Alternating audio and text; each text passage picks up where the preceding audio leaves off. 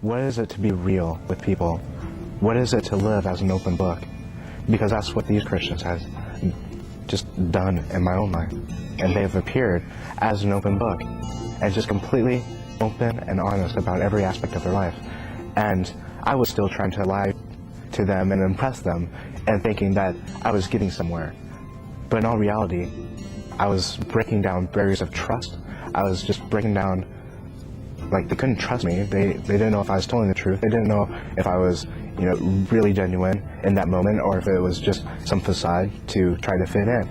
And this went on for about a year. I was about 22 years old, and I was asked to move out to Colorado because one of the pastors knew that he just knew that I would not go anywhere. I would not grow anywhere if I didn't get rid of those friends holding me back.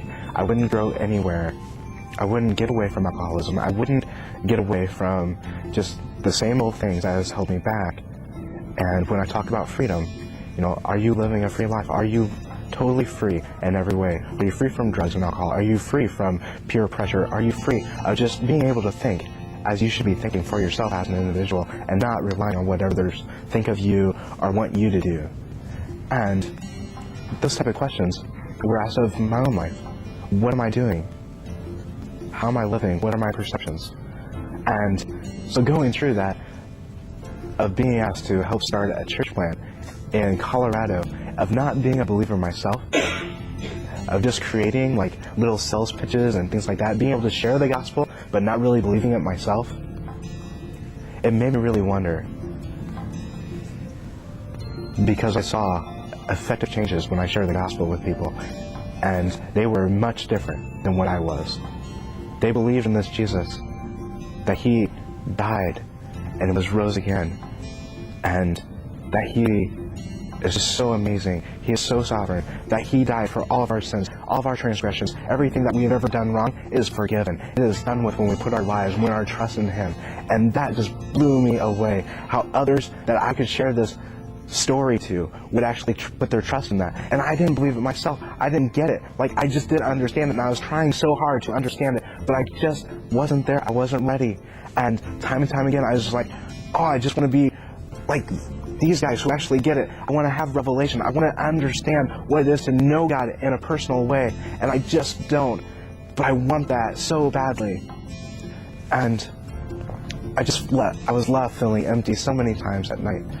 And it didn't matter how much fun I had with my friends. It didn't matter how much fun I had at work or anything. I was always asking the question, why am I so empty inside?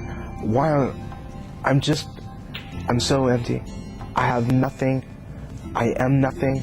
Like, I'm just a person. I'm just on this earth.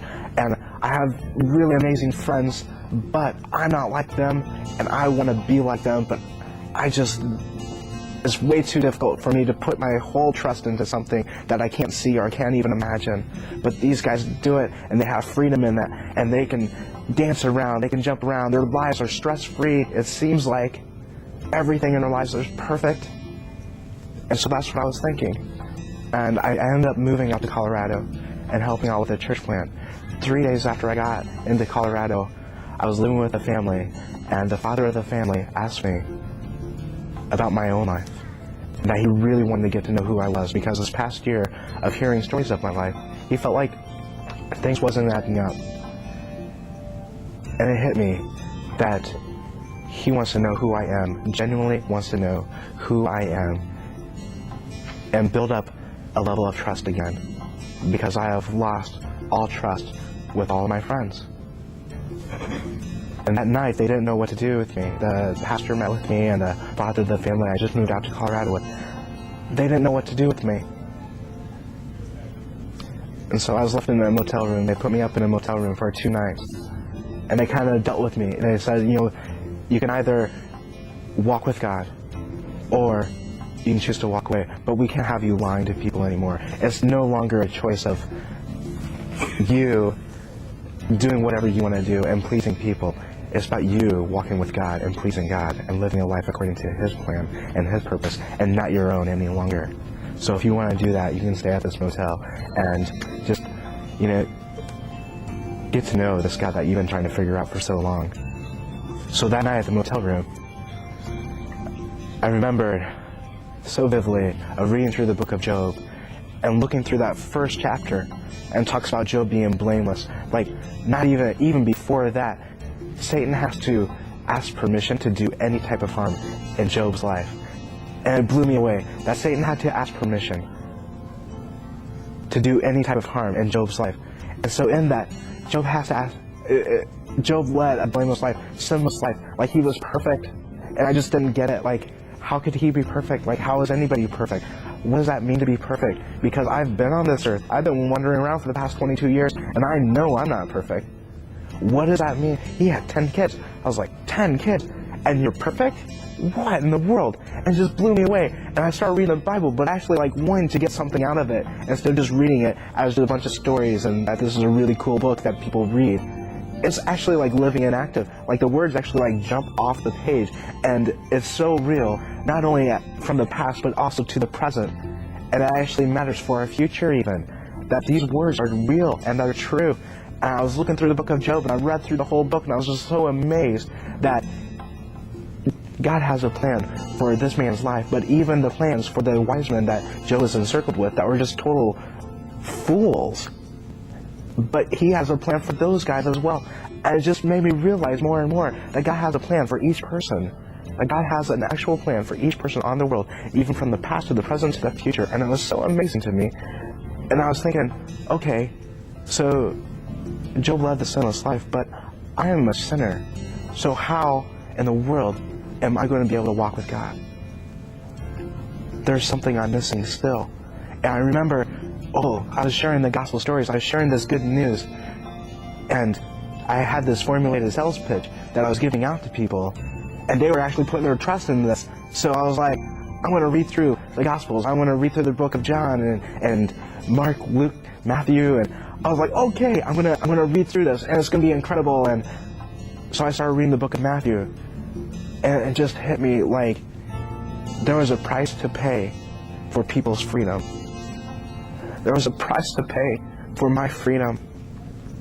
If I wanted to be free from all the temptation of drinking, alcoholism, drugs, wanting to fit in, if I wanted to be free from every single desire that has entrapped my life, if I wanted to be free from anything that holds me back from living a free life, I had to put my life and my trust into Jesus Christ, because He is the one that led a sinless and perfect life for me.